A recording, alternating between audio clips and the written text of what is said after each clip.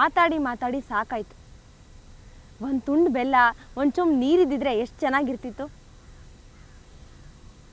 ಏನೋ ಘಮ ಅಂತ ವಾಸನೆ ಬರ್ತಾ ಇದೆ. ಅರೆ, ಇದು ಕರದಂಟಿನ ವಾಸನೆನೇ ಇರಬೇಕು.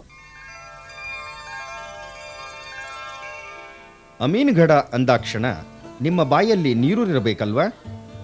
ಇಲ್ಲಿನ ಕರದಂಟಿನ ರುಚಿ ಸ್ವಾದವೇ ಅಂತಹದ್ದು. ಆ ಸವಿಯ ಮೂಲಕ ಈ ಚಿಕ್ಕ ಊರಿನ ಕೀರ್ತಿ ನಾಡಿನ ಉದ್ದಗಲಕ್ಕೂ ಹರಡಿದೆ. ಈ ಭಾಗದಲ್ಲಿ ಮನೆಗೆ ಬಂದ ಅತಿಥಿಗಳಿಗೆ ಮೊದಲು ಸಲ್ಲುವುದೇ ಈ ವಿಶಿಷ್ಟ ಸಿಹಿ ತಿಂಡಿ. ಇಲ್ಲಿಯ ಅತಿಥಿ ಸತ್ಕಾರ ಆರಂಭವಾಗುವುದೇ ಸಿಹಿ ಹಂಚುವುದರಿಂದ.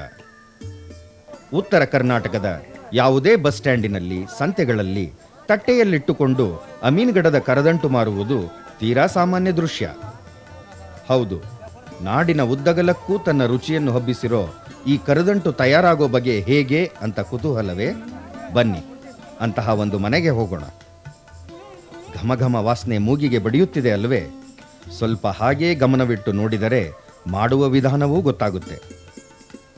ಕರದಂಟನ್ನು ಬೆಲ್ಲ ಹಾಗೂ ಸಕ್ಕರೆ ಎರಡರಿಂದಲೂ ಮಾಡುತ್ತಾರೆ. ಆದರೆ ಬೆಲ್ಲದ ರುಚಿಯೇ ಶ್ರೇಷ್ಠ ಅಂತಾರೆ ತಲತಲಾಂತರದಿಂದ ಇದನ್ನು ಸವಿದೋರು, ಮಾಡಿದವರು. ಕರದಂಟಿಗೆ ಬಳಸುವ ಪದಾರ್ಥಗಳಲ್ಲಿ ಬೆಲ್ಲ, ಬಾದಾಮಿ, ಗೇರುಬೀಜ, ಗಸಗಸೆ, ತುರಿದ ಕೊಬ್ಬರಿ, ಗೋಡಂಬಿ, ಉತ್ತತ್ತಿ, ಕೊನೆಗೆ ಅಂಟು ಸೇರಿವೆ. ಇನ್ನು ಮಾಡುವ ವಿಧಾನ: ಮೊದಲು ಬೆಲ್ಲವನ್ನು ಹದವಾಗಿ ಕುದಿಸುತ್ತಾರೆ. ಆಮೇಲೆ ಅದಕ್ಕೆ ವನಸ್ಪತಿ ಬೆರೆಸುತ್ತಾರೆ.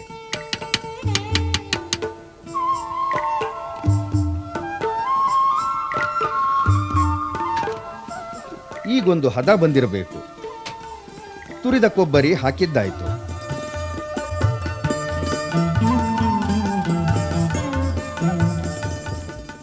ಆಮೇಲೆ ಉತ್ತತ್ತಿ, ಗಸಗಸೆ, ಬಾದಾಮಿ, ಗೋಡಂಬಿ, ಗೇರು ಬೀಜ ಹಾಕಿ ಗೊಟಾಯಿಸಿದರೆ ಎಲ್ಲ ಕುಡಿಕೊಳ್ಳುತ್ತೆ.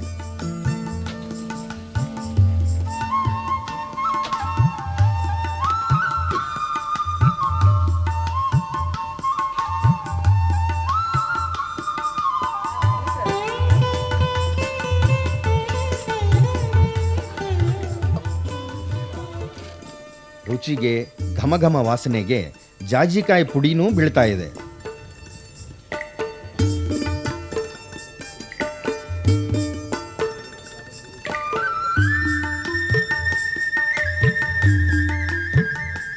ಕೊನೆಗೆ ಬಂತು ನೋಡಿ ಈ ಸಿಹಿಗೆ ಕಳೆ ತರುವ ಉತ್ತಮ ಗುಣಮಟ್ಟದ ಅಂಟು.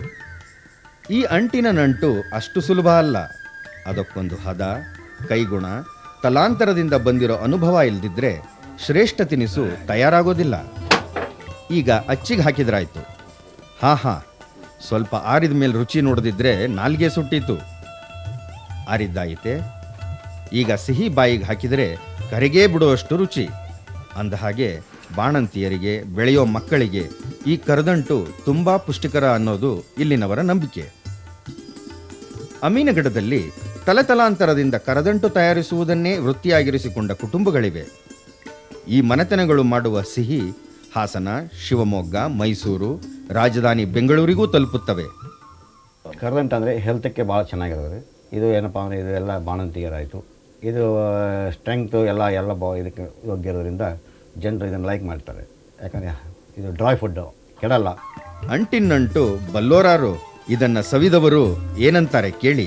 ಚೆನ್ನಾಗಿದೆ, ತುಂಬ ಚೆನ್ನಾಗಿದೆ, ಬೆಸ್ಟ್.